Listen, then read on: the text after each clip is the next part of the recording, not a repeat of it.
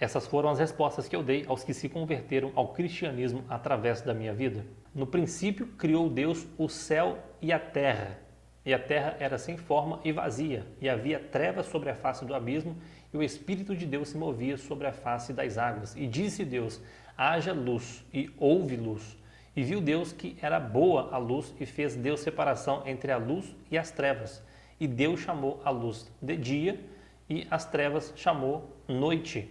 E foi a tarde e a manhã do primeiro dia. E disse Deus: haja uma expansão no meio das águas, e haja separação entre águas e águas.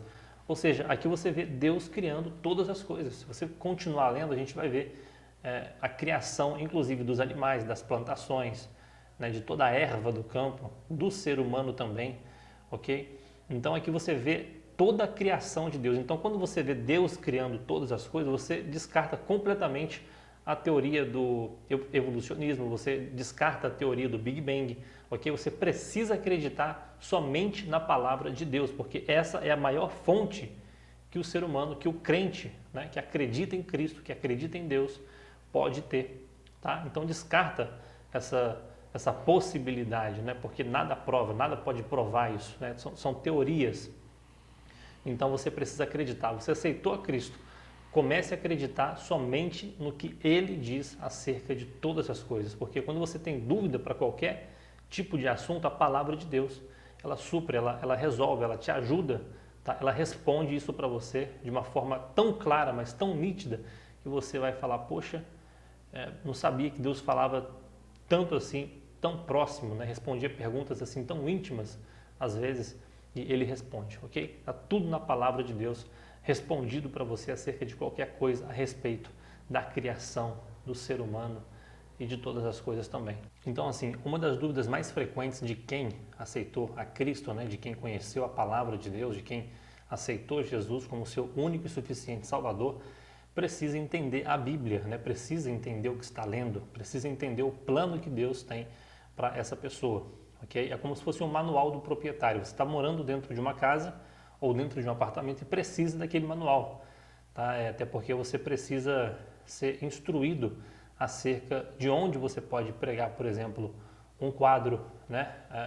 Porque pode ser que você tente fazer um furo numa parede, pode ser que estoure um cano. E aí? Ah, não, mas foi avisado para você porque você tem o manual do proprietário.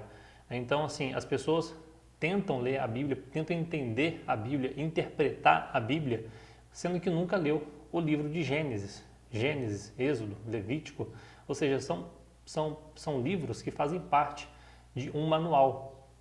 Então, se você quer entender o que diz esse manual, qual o propósito disso tudo, você precisa ler toda a palavra de Deus, né? Não é somente abrir ali espontaneamente num livro, né, e começar a fazer a leitura tentando entender aquele trecho sem saber, né, o que de fato aquilo quer dizer ou o que disse no Antigo Testamento. Desde o livro de Gênesis até o Apocalipse, ele todo aponta para Jesus Cristo, né? Então você precisa entender, porque às vezes você está lendo uma palavra no Novo Testamento que já foi dita, já foi predita no Antigo Testamento.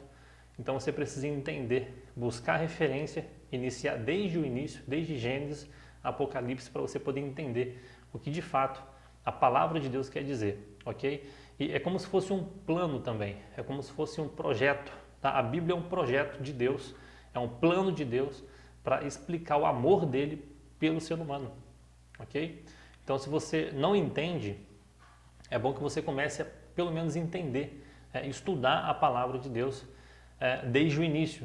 E é comum, por exemplo, eu perguntar para alguma pessoa acerca do que ela acredita, até porque ela não acreditava em nada ou acreditava em tudo, né, anteriormente. Depois que aceita Cristo, a pessoa parece que não acredita mais em nada do que ela acreditava antes. Ela quer acreditar a partir daquele momento que ela conheceu a Cristo Jesus, porque de fato quem tem um encontro verdadeiro com Cristo, essa pessoa ela passa a acreditar somente no que Cristo, né, no que Deus diz acerca de todas as coisas.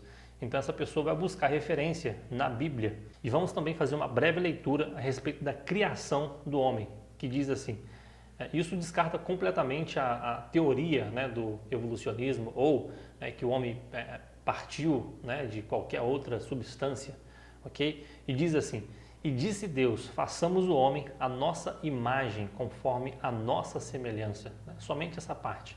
E aqui ele também deu poder, né, ao homem, né, para dominar sobre os peixes, sobre o mar, sobre as aves do céu, o gado, toda a terra, né, e todo réptil também que se move sobre a terra.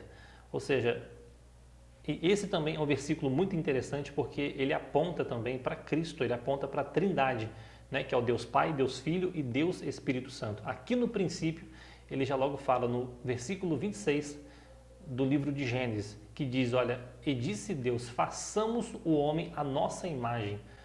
Ou seja, com quem que Deus estava conversando ali? Com quem que Deus estava falando?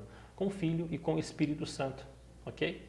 Então ali, esse versículo aqui, ele representa também a Trindade, tá? Deus Pai, Deus Filho e Deus Espírito Santo.